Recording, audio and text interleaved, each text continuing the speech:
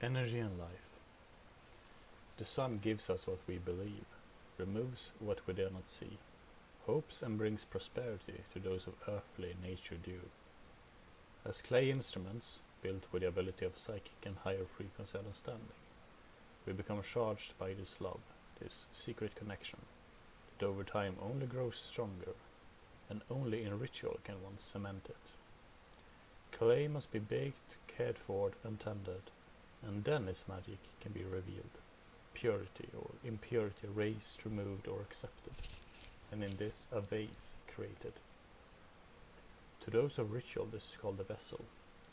It is a secret dark door that opens up the truth of what we believe or value, for it is not up to us to decide our fate, but the power of forces that we become aware of or belong to. If one seeks the mystical truth of this being this clayed object, utilizing ritual, we learn to harness the three facets of flame and to charge or bathe in the essence of this new internal heat.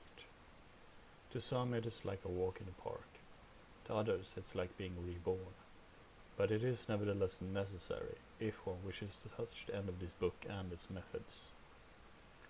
Red is the coloration of charge, but this is because of the nature of the sun and the eclipsed nature of the lunar moon.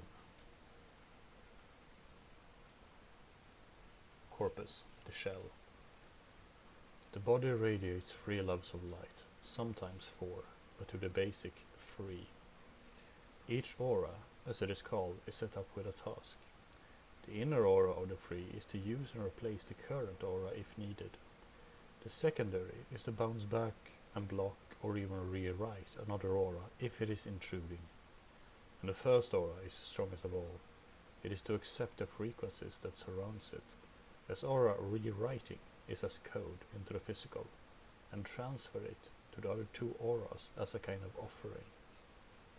If this new aura-like chain is accepted, it will be, by the very next night, be applied to the frame of the body. The mind has nothing to do with this, it is all based on the body, a type of controlled perfection that determines the energy that it will be displaying. Now in the occult, the body is considered the most powerful tool, because it is considered a vessel, while the mind and spirit are merely the traffickers to the body. This mindset is incorrect. The spirit is the most powerful part of the human anatomy, but seldom used, because it is a lifeline that determines how the mind, body and spirit all work. The mind, or menti, or fomenti, is the tool from which learning interacts with instinct, and the veritable with the consciousness that is spirit that awaken the dormant faculties of the body to create this ethereal map that allows the body and mind to force an action, while the mind itself is empty. I know it's difficult to believe, but in the mystical, an empty mind holds more truth. It is within these truths that the body and spirit work, vis-a-vis ritual natures. Don't get into the id, higher self or ego. Those have their own place. We're getting into the ethereal frame of each part of the auric field of the mind, body and spirit. But I don't believe in a soul, you say. It's okay, it doesn't believe in you. Just like breathing, you don't have a choice. It's an automatic process that continues even after you're dead.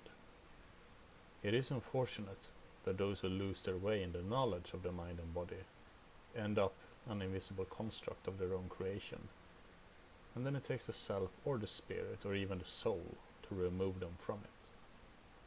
The mind has only two choices, yes or no. There is no maybe.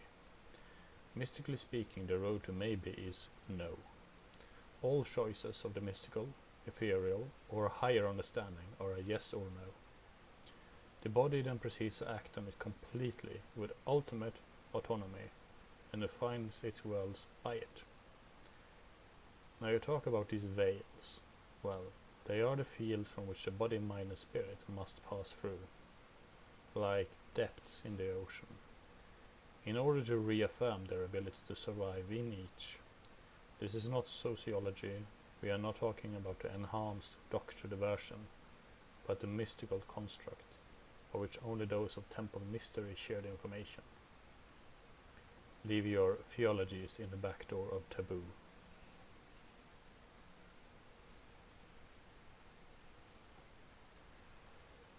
Deus Solum and Malchem Pet. Soli 101. The sun, Soli. It is considered the fourth design in the 5 designs of occult nature, referred to in lacking fashion as the earth's teacher or the moon's guardian. The trueness of the sun is based not on what it is, but what it connects to, and that is the presence of feeding and lighting the world we live on. For without it, we would be a cold nothing in space, fragmenting into dust. We count on the sun to create the energy, vis-a-vis the Earth's magnetic shield, or the device we humans beings cherish, called the aura. Because though the aura is electromagnetic, it is also thermalized. The sun is the channel from which we heighten it. Some would argue we have our own sun within us, our own atomic DNA, but that would be both true and false. The purpose of the Red Book is the nature of the sun. In the occult is to be the teacher, and though the idea of different cultures revering the sun created their own mass understanding, they are nevertheless stories to the greater truth. But we are not here to tell story time. We are here for the magic. That which makes the energy and the skills around us dance. There are 3 levels of the sun. 1 in morning, 1 in afternoon, and 1 in night. For basic, primal, as well as political design, have created their own reckless ownership of ritual for each.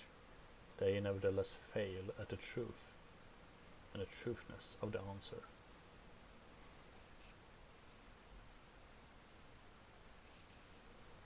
Ra. Real name Re. True name Amun Et. Though Ra and Amun are looked at as separate, Ra represents the head of the theology, while Amun is the reason. All that the scholars of the world have created around us as the greater primal truths are false. The passage of Amun is the process. Amun Shu is the first Amun. Amun Tef is the second, and Amun Pef is the last. And those are morning, afternoon, and night. Amun is represented as those because they represent the guardianships of his namesake. Amun 10 is the final 4th, which is the new year. To know Amun in the day is to study the secret of forces. This is the guardian of learning, the teacher that sets aside a lesson before the event arrives. Now Amun in midday is Osiri. This is the teacher of opportunity, the nature of trial and test, and the one who upholds the gateway between what is and could be.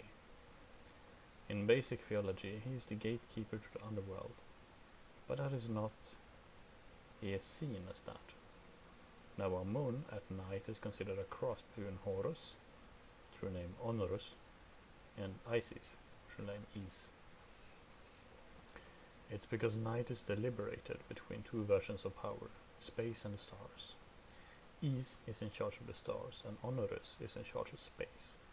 For Honorus' design is to remove the serpent-taming theology they want to play act, which isn't true. It is Honorus' goal to serve the hidden knowledge, like a falcon that can see its prey far off.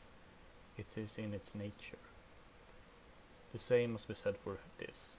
For the night arts are but finding the hidden secrets. Amun himself chose to remain hidden, but Is chose to adapt a mirror known as the Ankh or Ankur. In such adoption created the mirror to feed back the secrets of both sky and time. Nothing is so great as that which remains hidden, because it's easy to give out what one knows. It's difficult, but one shares. And this is where the rules of the 88 were born. But why tell it here in the beginning of the book? Because the Red Book is actually in the middle and not the beginning. But the lesson to the sun and to the nature of learning are